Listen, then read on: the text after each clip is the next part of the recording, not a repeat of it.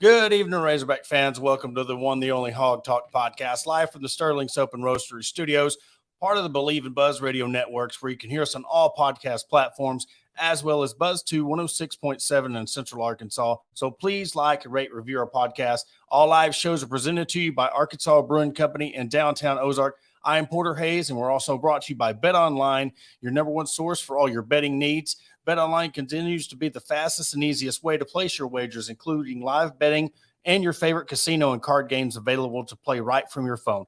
Head to the website or use your mobile device to sign up today and get in on the action. Remember to use the promo code BLEAV for your 50% welcome bonus on your first deposit. BetOnline, where the game starts. And tonight we have a special guest, Brandon Marcello of 247 Sports via the Metters Lumber Hotline. Brandon, busy time with kids and sports and football and college football. So I really, really appreciate you taking some time away to join us tonight. Yeah, fresh off the practice field, soccer, and got a big story I got to write tonight. My estimation is I'll get done about 3 a.m. and then I got to hit the airport for a flight to go to Utah for Florida, Utah. So big, but I have it no other way. It's football season, man. It's that time. And I was telling, Arkansas fans with the baseball team getting knocked out, earlier than we're used to. It's like, we got to come up with a couple of extra weeks of things to talk about. We're used to at least super regionals. So it's been, quite the journey through the summer, but a very, very important year when it comes to Arkansas and Sam Pittman going into year 4. You replace both of your coordinators. Of course, you get KJ and Rocket back. But your overall outlook on this team, what do you look, positives, the pros and cons when you're really looking at this team this year? Well, I think they did a good job of backfilling things through the transfer portal, but man, they lost some really tremendous pieces. I know a lot of people focus on the offense, but defensively, you lose Bumper Poole and then arguably the best pass rusher Arkansas's had in the modern era. It's difficult to kind of sit there and go, well, things are on the up and up. Everything's looking great on defense. And for that matter, offense, you're losing a big time guy there. And, I'll also say this. I like Dan Enos, but Kendall Briles provides a different spice offensively that was fitting very well at Arkansas. And, KJ Jefferson is not a guy that should be under center a lot. He needs that space to look at over defenses and everything. And there's just a lot of questions I have about the Hogs this year. And for that matter, just the offseason attrition. Five coaches are gone and they had to be replaced. You can argue whether it's a good thing or a bad thing. There's a lot of players that left the program. And I know that the spin on that has been, it's a good thing. Those are players that weren't doing well in the locker room and vice versa. But man, any program that undergoes that drastic of a change, roster turnover in some certain spots, but also just some humongous changes in offensive and defensive philosophies, that's a lot of question marks. Yes, KJ Jefferson's back. Yes, Rocket Sanders back. Those are the faces of your program. But everywhere else, everything seems new. Yeah, and it's easy to, say that as an essence of, the program. But what we look at is where the program was when Sam Pittman got here. And he was like, man, I need 2 guys to come in and just get this foundation set. And I think that's why Barry Odom was his first call. They were really close and he wanted somebody to come in. And then I think at the time, Briles just kind of fell in his lap. Briles reached out to him and they did their job. But it's almost like Kendall was, we seen last year. I think he was 1 foot in and 1 foot out. He was trying to, use Arkansas to get to another job. We kind of seen it with the whole Miami fiasco, and it was Mississippi State. Now it's TCU. And then, you look at the 3 front that Barry Odom was wanting to run, and it just did not pan out at Arkansas. And I think it was just like, okay, and Coach Pittman said it with the Little Rock Touchdown Club. It's like, all right, there's going to be some changes, but I'm not losing my job. So, we got to make changes. And then you bring in Dan Ezos and then Travis Williams. It's kind of a fresh start with this new core group. And plus, the way Pittman, again, with that take, have you been surprised just on how successful when it comes to the transfer portal that Pittman's had such success in getting guys out of the portal? Yeah, I mean the NIL situation for Arkansas has certainly helped. They've been very good. I mean, you look at some programs across the SEC. Florida's finally starting to get their footing with it, but Arkansas and Mizzou had some really solid backing with that, along with Texas A&M, to really kind of go in and then take advantage of those situations to get guys that have experience, a lot of experience that comes on your roster and can fit in immediately and provide not only some starters but some much needed depth, and not just this year, but as we saw last year, them adding some transfers in and then being immediate impact guys and being stars for them, in some cases superstars. Yeah, and we'll bring back your top 30. And before we started recording, I was asking, we'd mentioned on the show last night of people who cover national football all over. They don't really, you can't cover every single team and go deep dive into every single two deep roster. But if you look at Arkansas's two deep from an outsider's perspective, you see two guys that played D2 last year. How alarming is that to you who look at it from 30,000-foot view? But yet you've covered and been around the Arkansas program too. I mean, what's the glaring, or is that what, in your concerns of defense, is that what kept you out of the top 30? Well, I'll say this. Yeah, I do national stuff, but I'm literally 10 minutes away from campus. I've been to practices. I've been to spring practices, and keep tabs on the Hogs and have connections there. And I'll say this. There's just way too many questions for me to just go, yeah, I'm going to throw them in the top 30, top 25 right now. Same with the Mississippi schools. I'm getting a lot of flack for people going, how dare you put South Alabama and Troy in there, but not the Mississippi schools? And for that matter, are you saying Auburn's the fourth best program in Alabama right now? Behind Alabama, Troy, and South Alabama? I'm going, yes, I'm giving them the benefit of the doubt because they return a lot of production from 9 and 10 win teams, one that won the Sun Belt, both going at each other. And then you look elsewhere, Tulane, for example, incredible coaching. And also we're able to keep kids on the team, including quarterback Michael Pratt, who was getting tempted by a lot of, Power 5 programs, but ended up staying there at Tulane.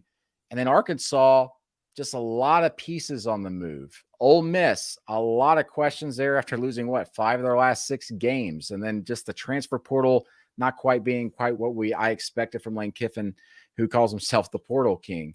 But, listen, the Hogs can easily get in the top 25 with a couple, or I say 2, but the next 3 weeks, be able to show me something. And I would say that about a good handful of teams. It's just, when I sit down there on paper, it's great to look down on paper and go, yeah, but they added this guy and this guy and this guy and this guy. At some point, you're talking about throwing a lot of moving pieces on the board that are still, and you're still trying to figure out where they're going to settle. I mean, the coaches don't even know what the identity of their team is going to be until a couple of weeks into the season, let alone the identity of a team with so many new guys at the forefront. And with, from a team standpoint, how important, if you're wanting to go from your 6-7 win range back up to that 8-9, will you, these first 3 games that you got with, Western Carolina, Kent State, and BYU, how important is it to really, treat this like, and not play down to your competition and really stick the hammer, especially with these first 2 games? How important do you think that is from a team standpoint of really setting that tone? Yeah, absolutely. Especially BYU, because BYU's got a point to make joining Power 5 conference themselves after being independent. And then also, I think, and the way Arkansas just bludgeoned them on the road last season, there's a lot of BYU's playing for in that. And then also, I mean, the Hogs, we talk about this. I mean, the Hogs weren't a 9-win team last year. They weren't an 8-win team. So why should a team that was 6 wins or 7 wins, that's returning their most productive guys, running back and quarterback, but lose a lot on defense and then lose their receivers on offense and have so many new pieces? Why should that be a top 25 team in the preseason? If you're going to look at it objectively and sit there, you can make all the arguments you want, but it's so difficult when we don't know what these guys even look like really on the team. But again, these first 3-4 weeks are so important for the Hogs. And I would hope Arkansas wouldn't try to play down anybody. They can't afford that right now.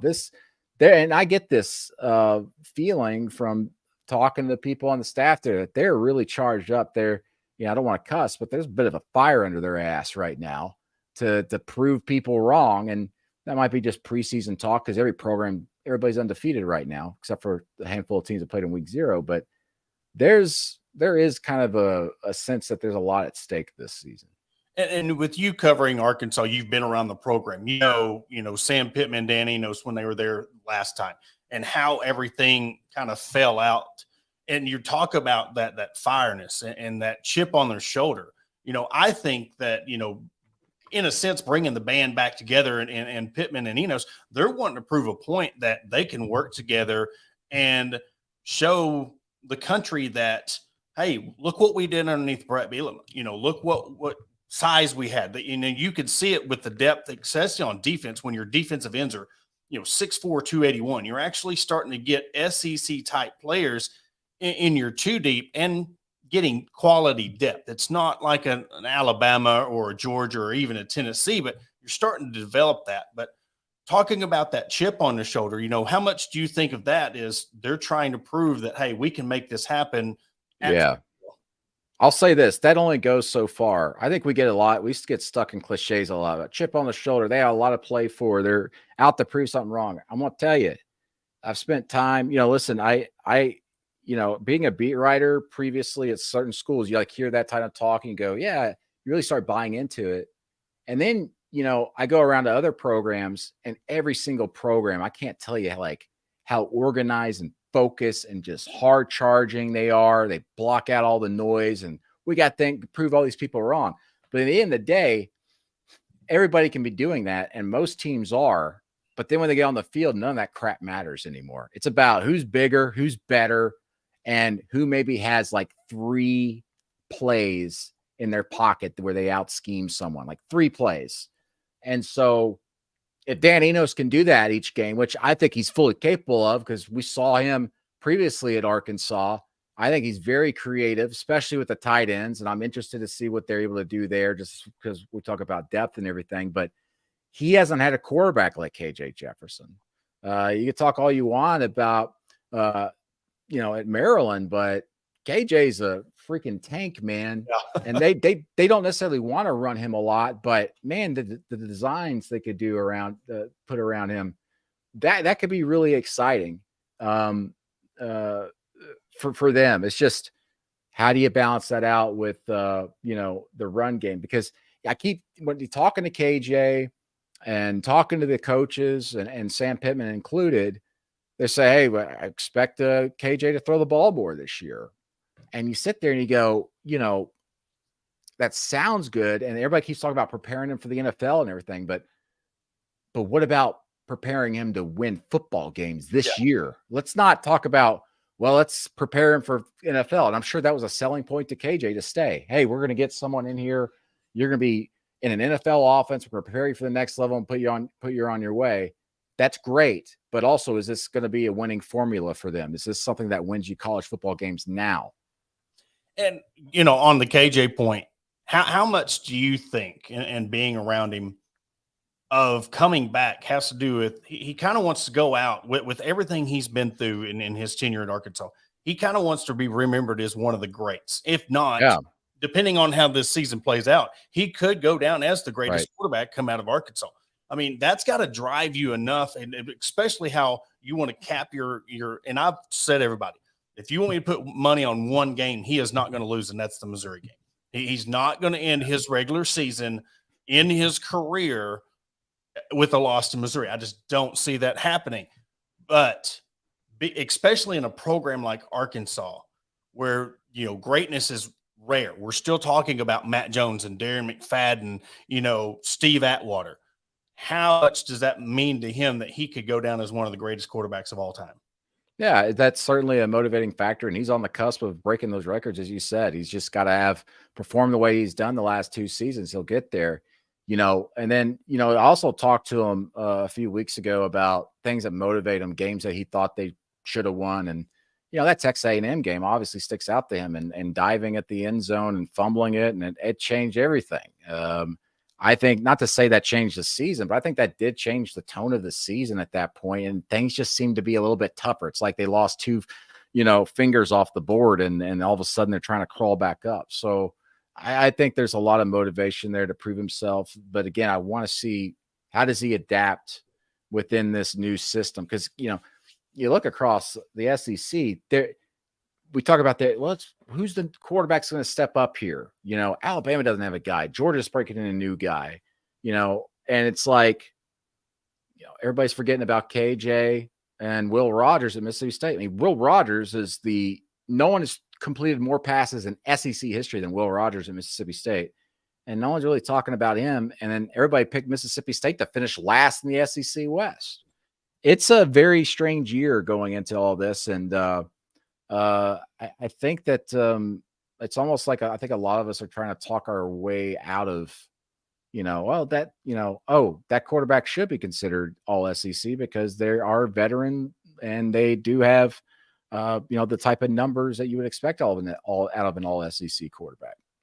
And I was looking at the schedule, and you were talking about that Texas A&M game, and for years, Texas A&M was always that first SEC game for Arkansas, and it always ended up being, a damper, and it really set the tone. As you said with SEC, with that LSU game being that first game SEC, I know it's going to be tough on the road. Yeah. Arkansas plays LSU so much tougher. They've had closer games against LSU.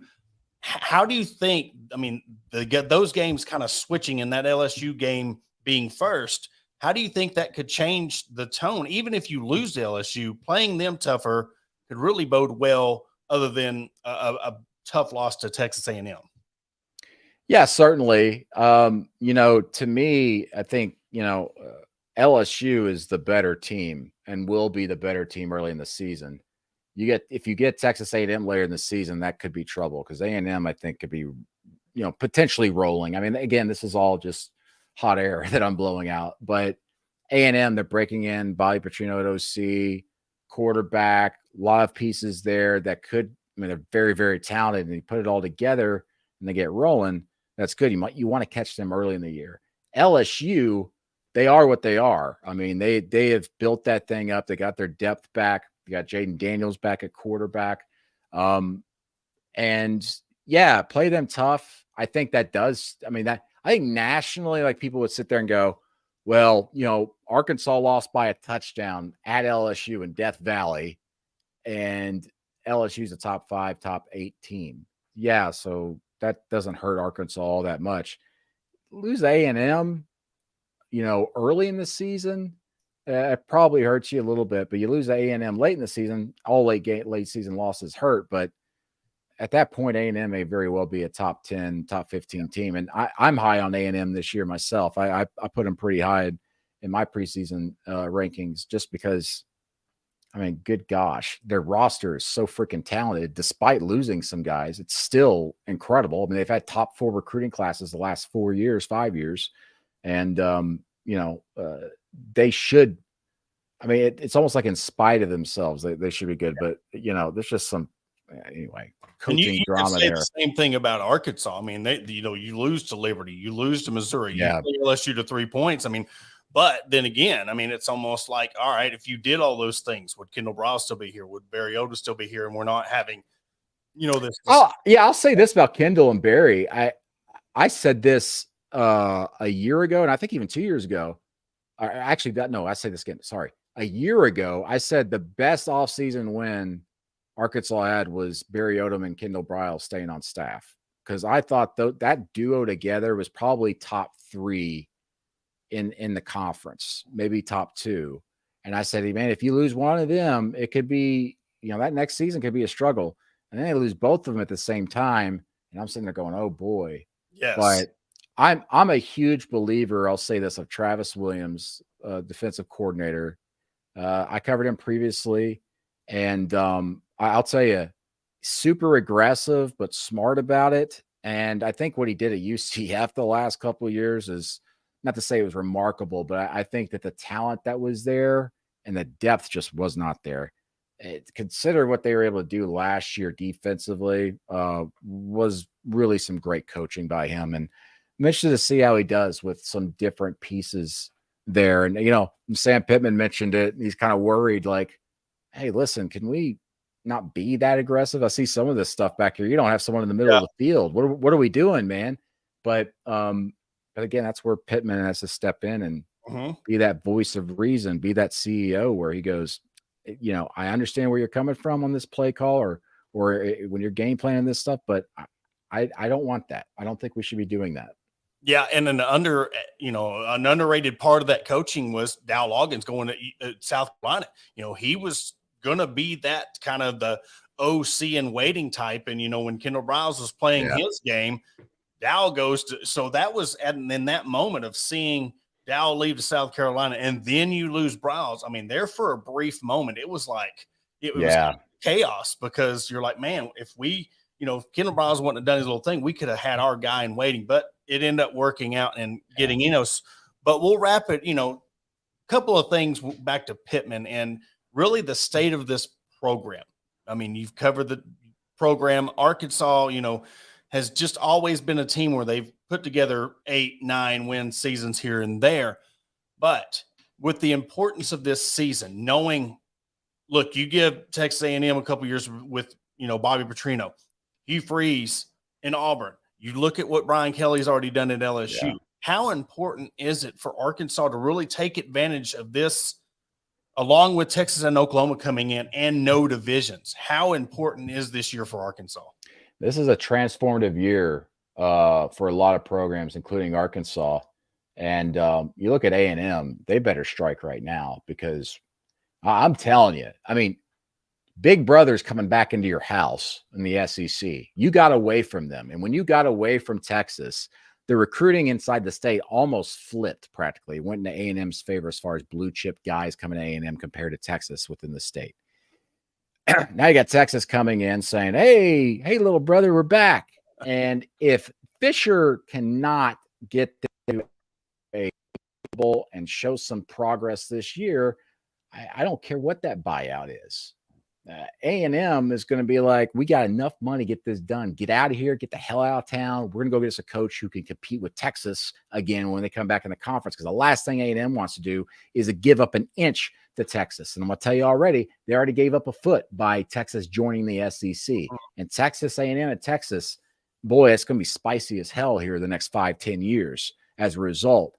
And then Arkansas, you're dealing with all this coming around you. I mean, I think Arkansas, and I mentioned this, I think OU and Texas joining, out of all the teams out there, I think Arkansas and Mizzou actually get helped by that, because it opens avenues up more for recruiting. You're playing those teams potentially every single year or every couple of years. So you're going to be out west more. You're going to be in Texas more. And it gives you an idea and a renewed focus, I should say, to go recruit those areas where, Arkansas has always done that, but you got to stay in there. And I say that because of this. I mean, look at Nebraska. We all know Nebraska's just turned to crud over the last decade. But if you go look at the numbers, I went up there in May to do a story. That was a program that was obviously built on homegrown talent, but the second biggest place was Texas, right? Mm-hmm. They joined the Big Ten. They go, we're a national program now. We're going to go recruit nationally and then in our Big Ten footprint. And talent just dried up. Imagine that. They stopped going to Texas. Matt Rule comes in there and goes, all right, enough's enough. We're going back into Texas. I got the connections there now. We're going to do that. And so Arkansas can't lose sight of that as well. But I think that they have always had to go against Texas, Texas A&M and Baylor and Tech and all those programs in Texas. But now they continue to go against them. But now they get to actually beat them on the field. And that's in there, and home field. They don't have to play that Texas A&M game in Arlington anymore. They get more opportunities to do home and home. So yeah, that's, and I'd say, and that helps with recruiting as well, because of recruiting weekends, getting kids on campus. I mean, that's why Georgia hates playing against Florida in Jacksonville. They want that game on campus so they can bring kids on campus and watch them beat the crap out of Florida, because they're all going after those same Florida kids. Last question, we'll get you out of here. I mean, we talked before the show, and I've mentioned this to a few people, but, I want to get a national person's perspective of, Sam Pittman, and he's really changed, or you talk about if it's coach speak or what, really turned a leaf on his attitude. And I made the point a few weeks ago that, when everybody looks at Sam Pittman, you see him on Marty McGee and you see him on the SEC network, they really emphasize on this good old country boy who likes cold beer. And, there's not really that much emphasis on his coaching. I mean, has he got tired of that gimmick? And is he really trying to prove a point that, hey, guys, I can coach too. I'm a nice guy, but I can coach too, because you kind of see what he said to his players and on interviews of he's not going to be as nice. So you think he's kind of picked up on that, be like, all right, I'm going to go run along with your interview, but I'm going to prove to you that I can coach. He's well aware of that. And the problem this day and age when, I think Arkansas fans tend to lean onto it a little bit more than others. They tend to lean into the SEC network for coverage and the Arkansas in-house stuff, which is very well produced and everything. But SEC network's looking for a quick soundbite on stuff. And usually when they're talking to Sam Pittman, it's after like a big win or something, and they got some silly question. Go, hey, you gonna drink some cold beer or whatever? And it's like, yeah, sure. He's going to play into it because people like that. And it's a quick 5-second bite. But if you sit down with Sam Pittman, you start discussing philosophy, what he believes in as a football coach, what he's trying to get done. There's very obviously more there. I mean, we all know that. And I've sat down and talked to him several times. But it is interesting that it's the first time I've heard this. I have not seen this myself, but to hear him saying that, maybe I need to stop being a nice guy. Certainly he's aware of what people think of him, or at least they try to draw him up as this caricature, and he's a lot more than that. And, I think that would probably go a long way in trying to maybe shape the way Arkansas is viewed. Because I think that the problem is you watch these games when Arkansas is involved, or, they beat someone in these last couple of years, and it's all like, man, good for Arkansas. They got a great little, program down there, and they got a coach who's just drinking beer and just having fun. It's Arkansas, man. It's great. It's like, well, Arkansas's got a lot of history, a lot of tradition. They've got Heisman runner-ups. They've got All-Americans, got fantastic quarterbacks, Hall of Fame coaches, amazing facilities. And it's a lot. It's very much like a diamond in the mine that everybody seems to just think, oh, that's a shiny thing. That's pretty funny. That's pretty cool. Who would have thought that would be there? It's like, yeah, pay attention to it for other reasons, because they're winning. They're the potential is there to do more. And, I hearing that from you is interesting. It'd be fascinating to watch to see how Sam follows up with that. It'd be great to see him in a press conference, like not necessarily go off, but just be like, hey, I'm sick of my players doing this or that or whatever. I don't think the Arkansas media would know what to do. But I think if you want to make Bob Holt speechless, you come out there like Nick Saban and like, oh, Bob will never be speechless. So Bob Holt. Yeah. But Brandon, man, it was awesome to chop it up with you tonight. And again, thank you for taking time away to step up on here and talk some Razorback football with us. And we're looking forward to a really good season. I want to know how many wins do you think Arkansas gets this year? What's your feeling? The potential, if I'm saying ceiling, how the schedule plays out. I'm shooting a ceiling 9 games. Just how the 4 non-conference games, they're going to be. I got beating Texas A&M, beating Missouri. So you got the swing games with Florida at Florida. That's tough. And a lot of those it's just like the Alabama game. I'm not saying Arkansas is going to win, but they have a chance.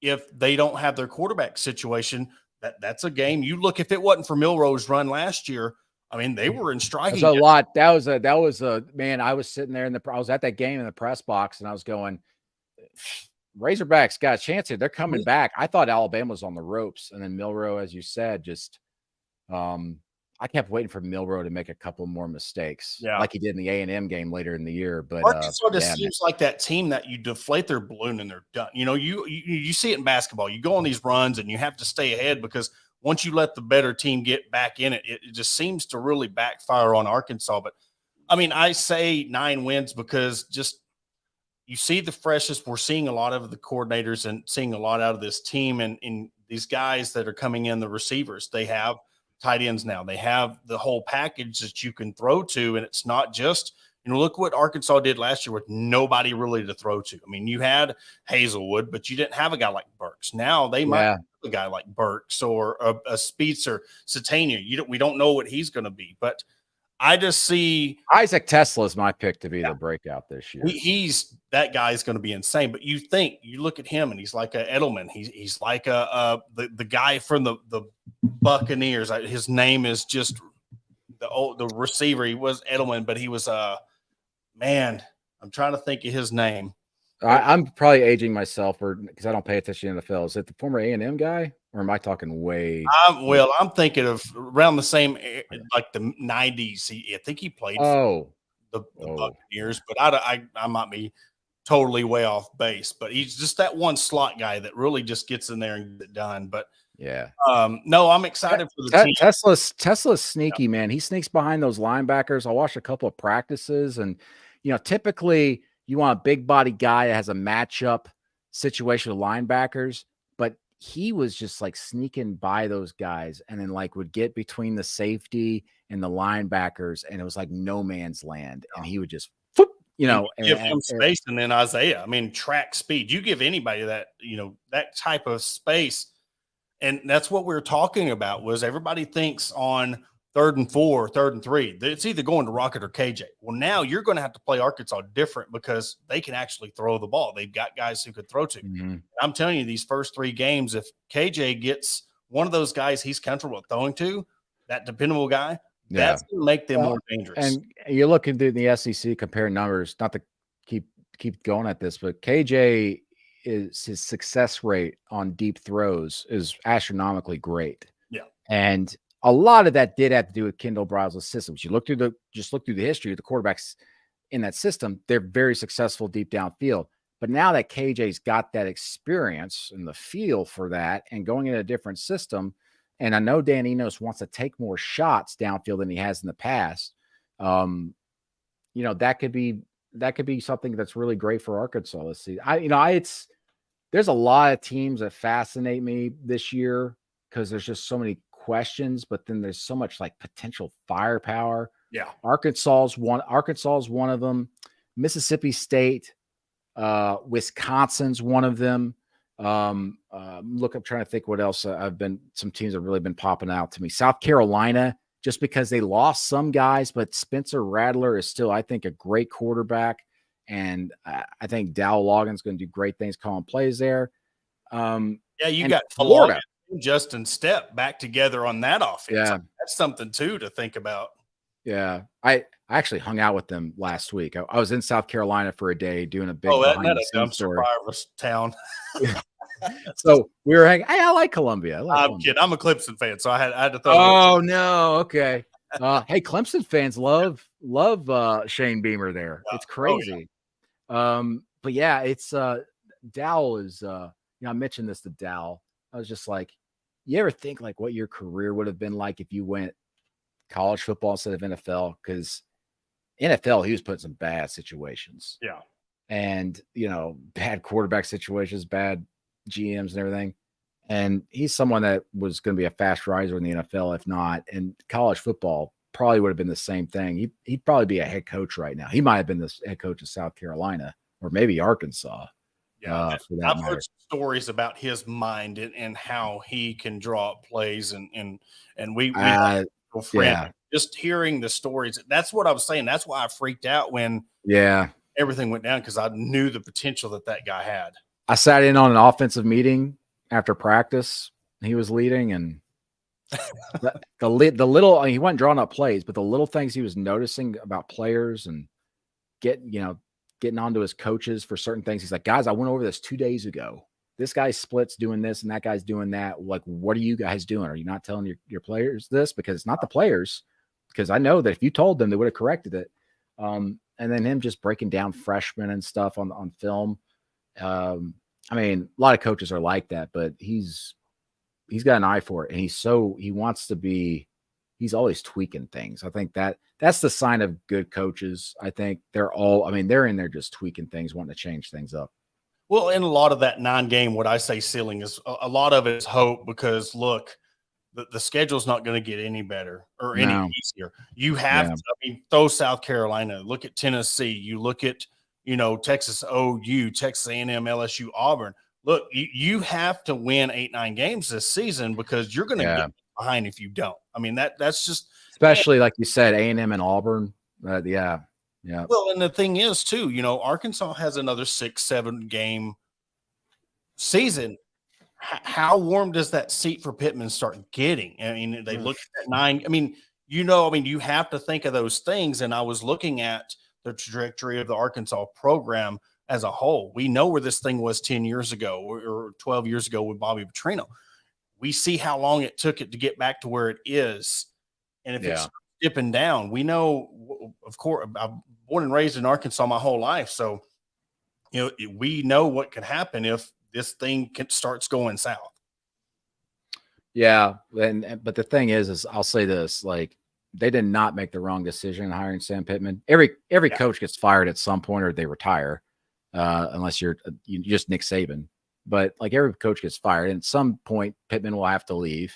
But he, much like Houston Nutt, he revitalized this program and is going to be seen as such at the very least. And who knows? Obviously, he's still here and what he's going to do. But I think as time has gone on, time has been favorable in shaping the legacy of Houston Nutt, for example, because it was toxic as hell in the last 2-3 years of that. And I was remember around for that.